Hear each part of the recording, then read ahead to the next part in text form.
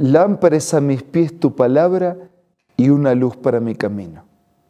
Confiados en esta promesa y en la seguridad de la palabra de Dios, nos reencontramos todos los días para ser reavivados por el mensaje del Señor. Hoy nos detenemos en el capítulo 9 del libro de Marcos, pero antes pedimos la bendición de Dios.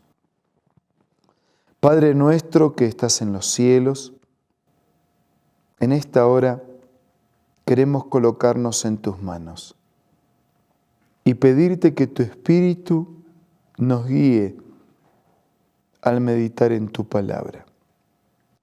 Nada merecemos, pero agradecidos te pedimos todo en el nombre de Jesús. Amén. El capítulo 9 de Marcos comienza diciendo: les aseguro que algunos de los aquí presentes no sufrirán la muerte sin antes haber visto el reino de Dios llegar con poder. Ese reino de Dios que es el gran tema de San Marcos, que está siendo predicado, que iba a transformar la vida de muchas personas. Ese reino de la gracia, resultado de un mensaje predicado y recibido en el corazón, que anticiparía el reino de la gloria cuando Jesús regresaría. Ya la gente iba a ver en aquellos días de Jesús ese reino de la gracia transformando vida y corazones de las personas. Después de esta declaración, 6 días después, Jesús tomó consigo a Pedro, a Jacobo y Juan y los llevó a una montaña alta donde estaban solos. Allí se transfiguró, se volvió de un blanco resplandeciente como nadie en el mundo podría blanquear. Y se le aparecieron Elías y Moisés, los cuales conversaban con Jesús tomando la palabra. Pedro le dijo a Jesús: Elías y Moisés. Elías fue al cielo sin ver la muerte. Moisés pasó por la experiencia de la muerte, pero resucitó. Ambos estaban en el cielo y acompañaron a Jesús en este momento tan especial de su ministerio, en la montaña de la transfiguración. Pedro dice: Maestro, qué bien que estemos aquí. Está tan lindo esto, tan agradable. Podríamos levantar 3 albergues, 3 casas, uno para ti, otro para Moisés y otro para Elías. No sabía qué decir porque todos estaban asustados. Y entonces apareció una nube que los envolvió, de la cual salió una voz que dijo: Este es mi Hijo amado, escúchenlo.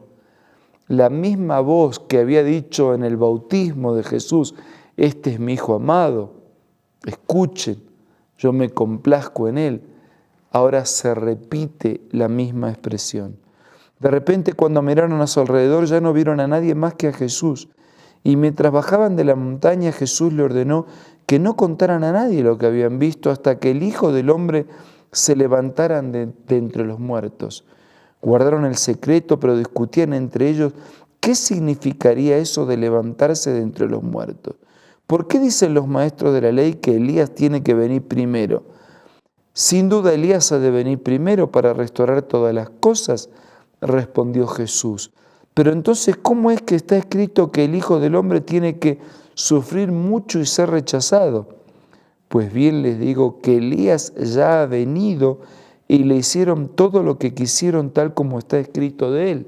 Elías ya había venido, pero Elías iba a volver, porque Jesús en el espíritu de Elías iba a desarrollar un ministerio para salvar y para restaurar la humanidad.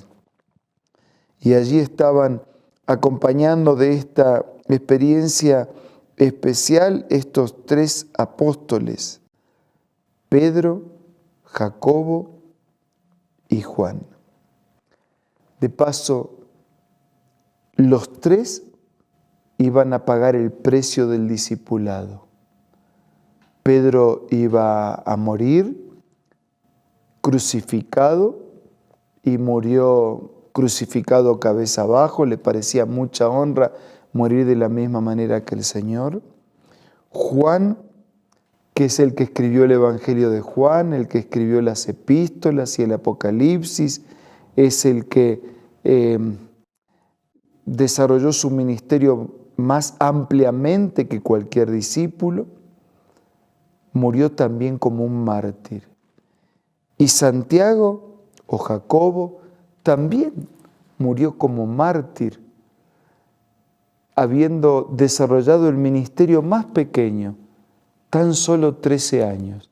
Los tres que acompañaron a Jesús en la gloria de la transfiguración, lo acompañaron también en el martirio de una vida entregada a Dios hasta la muerte.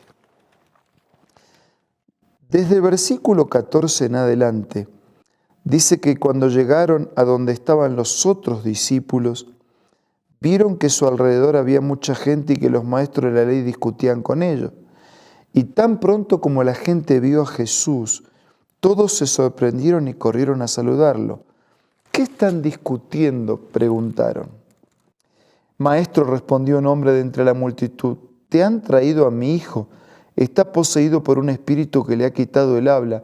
Cada vez que se apodere de él lo derriba, echa espumas, crujen los dientes, se queda rígido. Le pedí a tus discípulos que expulsaran al espíritu, pero no lo lograron. ¿Qué contraste? Allí un poquito más arriba en la montaña, Jesús participa de la montaña de la transfiguración, el poder, la gloria, en la compañía de Elías, de Moisés y de los otros tres discípulos. Y un poquito más abajo, tan cerca, pero tan lejos, los discípulos no pudieron liberar a aquella criatura. Dice versículo 19, Jesús le dijo, generación incrédula, ¿hasta cuándo tendré que estar con ustedes?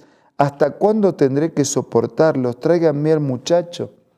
Los discípulos no pudieron, fue lo que le echaron en cara a Jesús. Así que lo llevaron. Tan pronto como vio Jesús, el espíritu sacudió de tal modo al muchacho que éste cayó al suelo y comenzó a revolcarse echando espumas. ¿Cuánto tiempo hace que te pasa esto?, preguntó Jesús al padre. Desde que era niño, contestó el padre. Versículo 22. Muchas veces lo han echado al fuego y al agua para matarlo.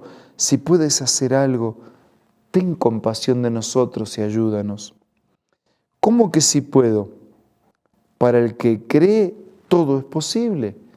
Yo puedo, dijo el Señor, pero no alcanza con que yo pueda. Tú tienes que creer. Yo creo, contestó el peticionante. Sí creo, exclamó de inmediato el padre del muchacho, ayúdame en mi poca fe. Creo, Señor, pero ayúdame en mi incredulidad. Versículo 25, al ver Jesús que se agolpaba a mucha gente, reprendió al espíritu maligno, espíritu sordo y mudo, dijo, te mando que salgas y que jamás vuelvas a entrar en él. Y el espíritu, dando un alarido, sacudiendo violentamente al muchacho, salió. Este quedó casi como muerto, tanto que muchos decían, se murió.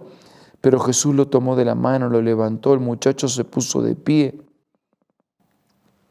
Después del milagro, los discípulos, un poco inquietos, preguntaron, ¿por qué nosotros no pudimos expulsar? Es que esta clase de demonios solo puede ser expulsada a fuerza de oración. Y ustedes no tuvieron el poder de la oración.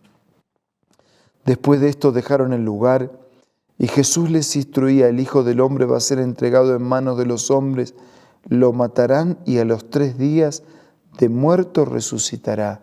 Los discípulos no entendían, pero ya les estaba anunciando su muerte, eso a lo que Él había venido para salvarnos. Desde el versículo 33 en adelante hay un incidente que responde a una inquietud y al mismo tiempo a corazones llenos de egoísmos. Venían discutiendo en el camino. ¿Qué es lo que discutían? quién era el más importante.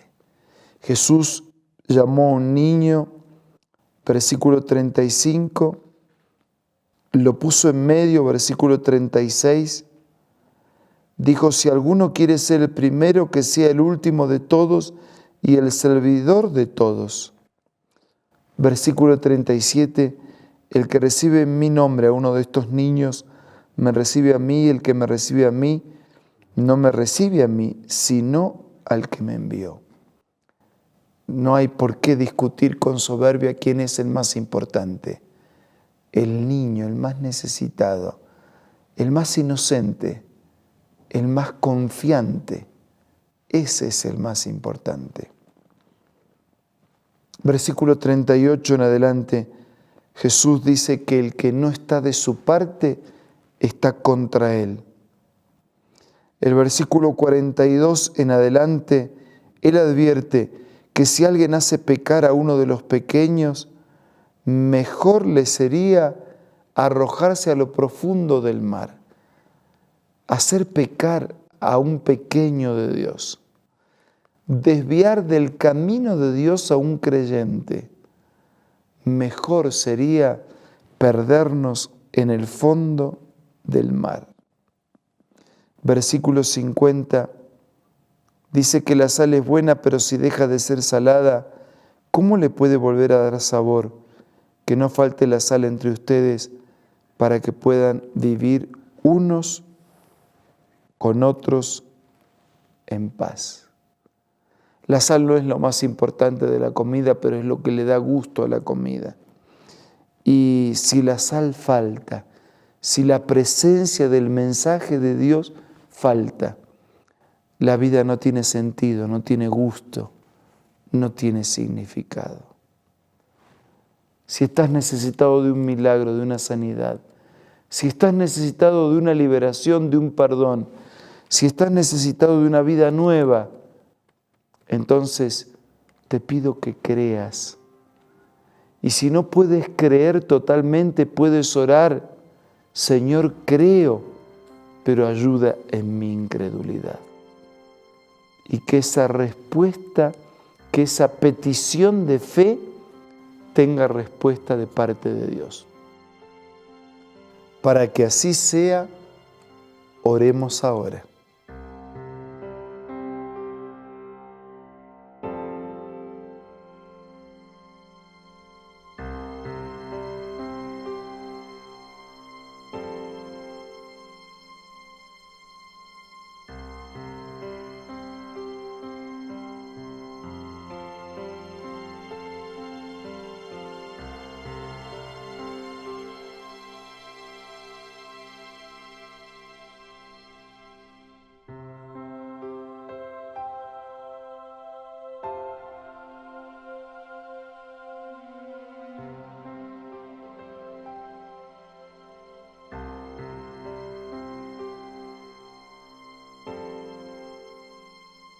Padre nuestro, por favor, escucha nuestro ruego humilde, indigno, débil, y responde conforme a tu amor, tu poder y tus promesas.